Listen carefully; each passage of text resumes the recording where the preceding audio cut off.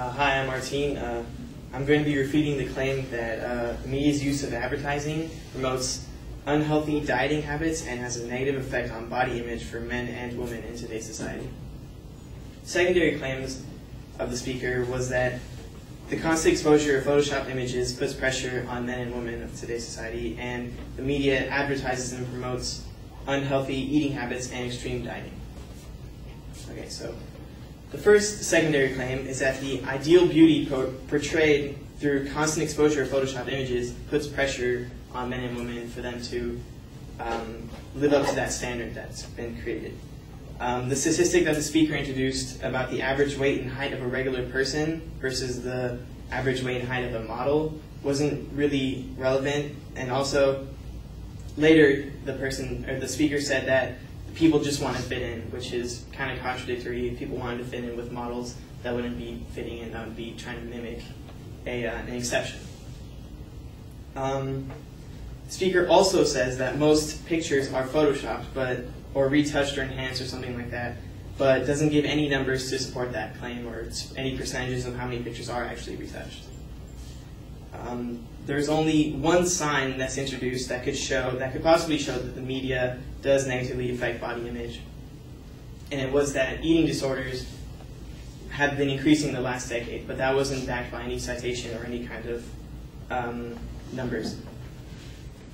The percentage of people with eating disorders is a shocking number. It was like 1 in 300 or something like that, but it's useless by itself unless it was compared to the number of eating disorders maybe before Photoshop enhanced pictures or something like that.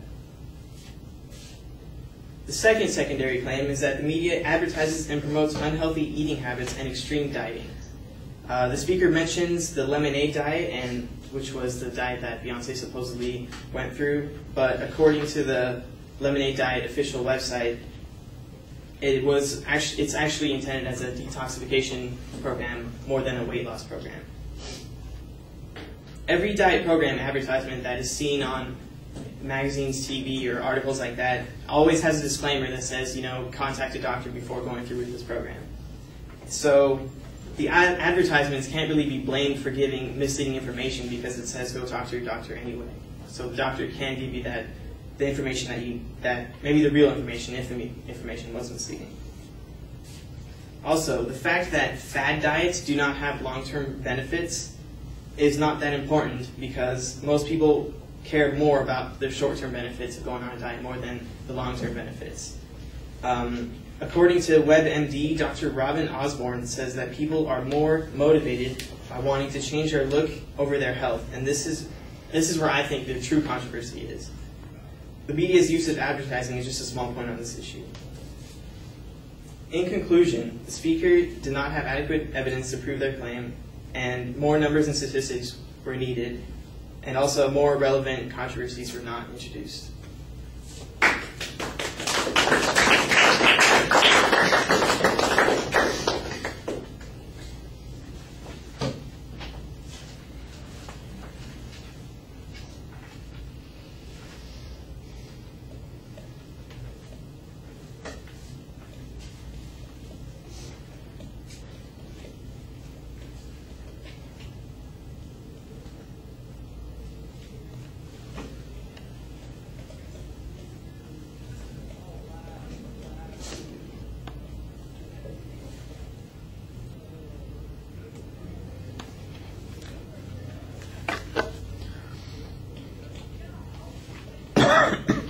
All right, the structural stuff at the beginning is pretty solid. The notion of ideal beauty and Photoshop, you challenge that with this argument about the height and weight, and you make this argument that seems like it's counterintuitive, but it really feels like your argument is circular also. There's not really a demonstration about why those things wouldn't be relevant. I mean, you challenge the relevance, but don't explain what the problem with the relevance is on that point.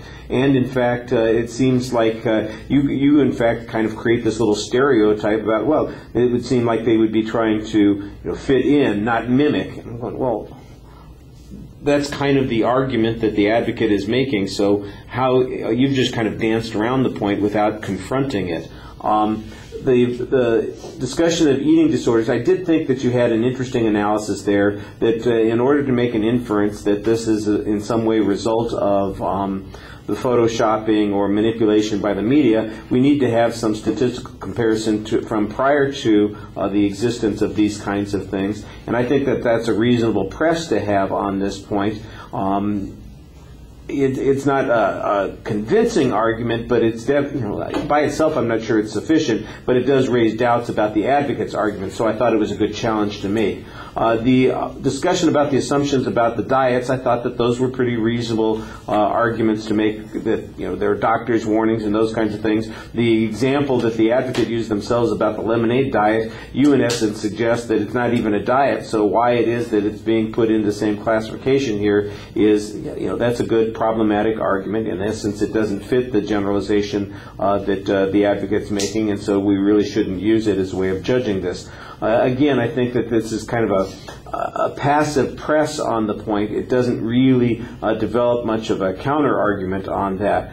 The WebMD quote that you have actually sounds like it supports the advocate's position rather than your position. And instead of finishing off strong, it just sounds like you're a little bit ambivalent, and you've kind of done some shadow boxing with the advocate's argument, but haven't really directly confronted any of those claims. And I'm not saying that you didn't lay a glove on some of those arguments, but I have no way of contrasting the positions and being able to assess whether or not your position seems more reasonable than the advocate's position, and I think you need a little bit more work on the argument. I thought it was generally nicely presented, though, and you did a good job talking to the audience while you're presenting your arguments. Thank you.